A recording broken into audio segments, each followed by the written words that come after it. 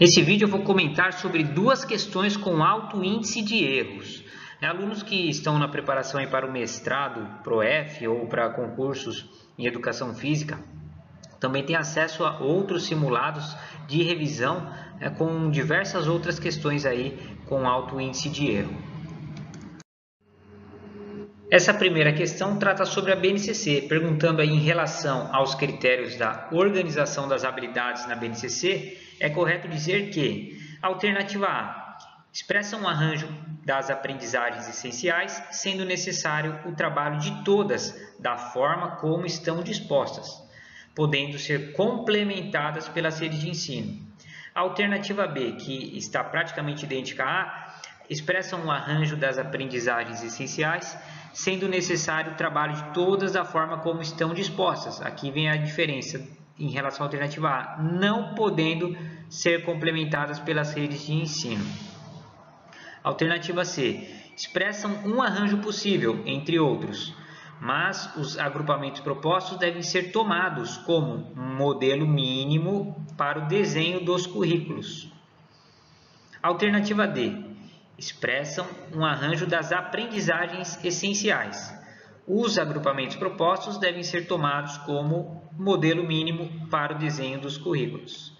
Então, entre a alternativa C e D, aqui a gente percebe qual a diferença. A C falando aí de que expressam um arranjo possível dentre outros, e a D falando aí que expressam um arranjo das aprendizagens essenciais.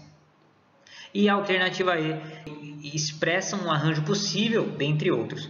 Portanto, os agrupamentos propostos não devem ser tomados como modelo obrigatório para o desenho dos currículos.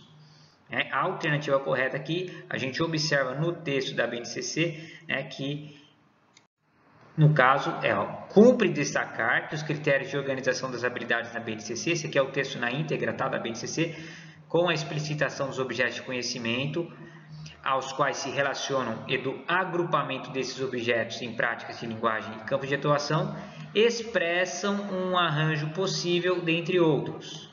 Portanto, os agrupamentos propostos não devem ser tomados como modelos obrigatórios para o desenho dos currículos. Já essa questão, que foi retirada aí da prova elaborada pela banca VUNESP, para o município de Francisco Morato, é questionado aí por trás de qualquer proposta metodológica se esconde uma concepção do valor que se atribui ao ensino, assim como certas ideias mais ou menos formalizadas e explícitas em relação aos processos de ensinar e aprender. E segundo o autor, educar quer dizer. Então a gente está falando aqui do autor Antônio Závala e a questão é o que quer dizer educar para ele. Alternativa A, formar os alunos para o mercado de trabalho, para agir em um mundo complexo, repleto de incertezas.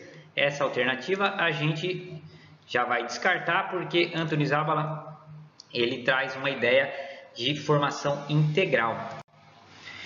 Uma das reflexões que a gente observa no livro é: por acaso o papel da escola deve ser exclusivamente seletivo e propedêutico ou deve cumprir outras funções?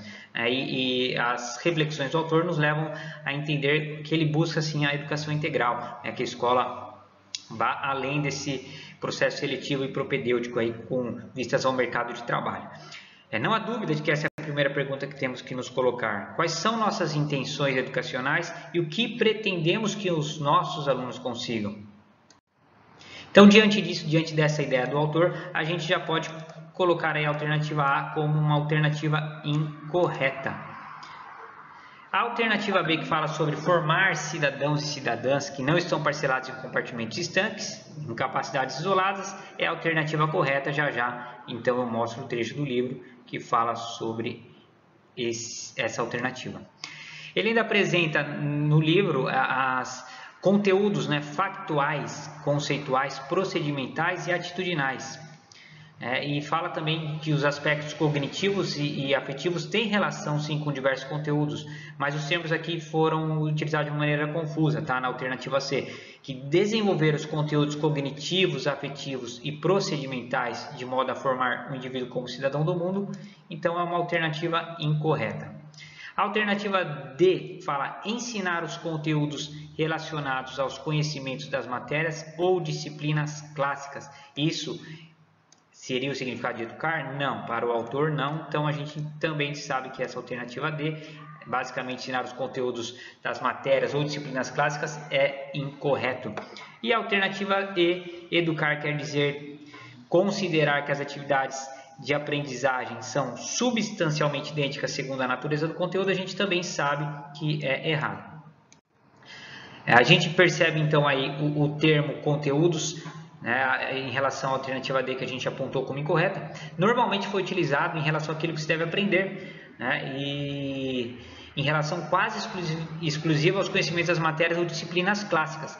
E aqui no trecho final desse slide a gente percebe que o autor coloca que devemos nos desprender desta leitura restrita do termo conteúdo, entendê-lo como algo maior, abrangendo aí, além das capacidades cognitivas, as demais capacidades. Então, por isso a gente excluiu a alternativa D. Na alternativa E, a gente percebe na obra de Zavala que fala que as atividades da aprendizagem são substancialmente diferentes, segundo a natureza do conteúdo. E aqui é colocado como idênticas, então essa alternativa aí, confirmando, ela é incorreta. E até hoje o ensino tem priorizado as capacidades cognitivas. Na atualidade devemos considerar as demais capacidades. A escola deve se ocupar de outras capacidades além da parte cognitiva, promovendo então a formação integral. Então, educar, para o autor, quer dizer formar cidadãos e cidadãs que não estão parcelados em compartimentos distantes, em capacidades isoladas. Essa então é a alternativa correta da questão. Então, educar quer dizer formar cidadãos e cidadãs que não estão parcelados em compartimentos distantes, em capacidades isoladas. Deixe seu comentário sobre temas que você gostaria que a gente comentasse em relação a questões que você de repente aí tem dificuldade. Deixe também seu like e se inscreva no canal. Um grande abraço e até a próxima.